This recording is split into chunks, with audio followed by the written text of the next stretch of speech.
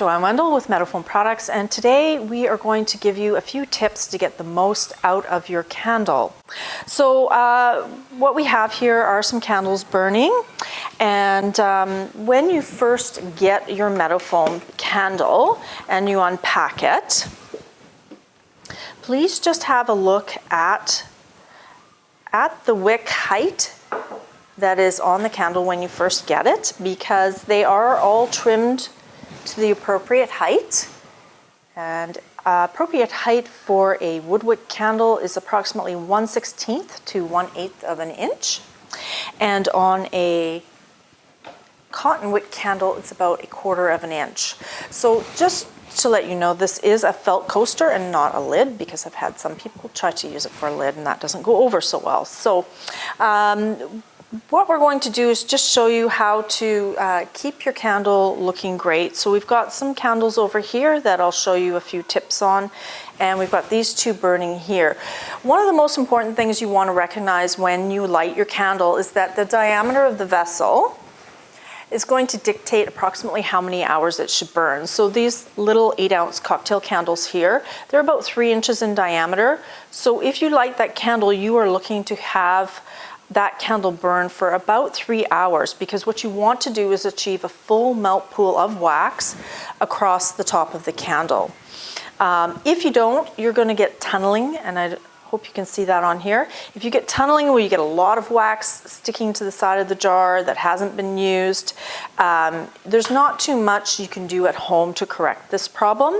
You would have to get in touch with me if you've sort of had this happen to you. So this candle, for example, is about 4 inches across. So if you light a candle like this, you're going to want to let it burn for about 4 hours.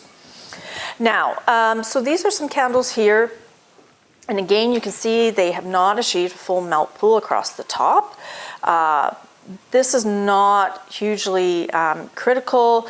If this has happened to you, you will probably be able to correct that problem by letting them burn and get a full melt pool as you continue to use them. So these are a wood wick, and with a wood wick candle, you really do need to have a set of these handy wick trimmers. We will be putting these on our website and Instagram in the coming weeks, so keep an eye out for them.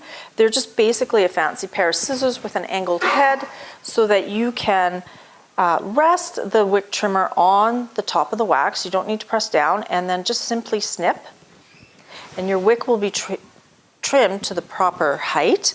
And then you can just clean off your wick trimmer with a tissue. The other thing you can do is just give the wax a little wipe if there's any black debris on there, and then also just around the rim if you have any soot on the rim to keep it looking nice. So again, it's just a quick rest it on the top, trim it,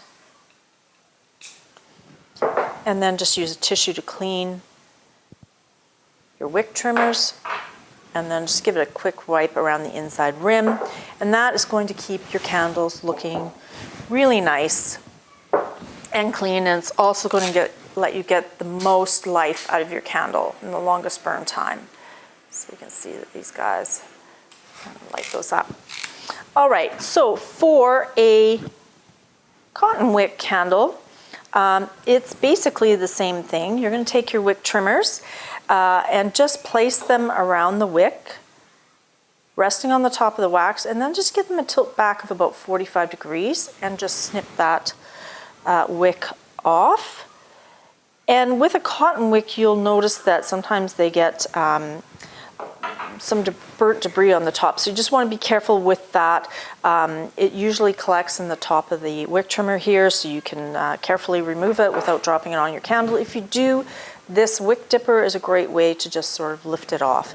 And again, you'll just take your tissue and just wipe around the inside, and then your candle is good to go. Again, keep it looking nice and get your longest burn time and performance out of it.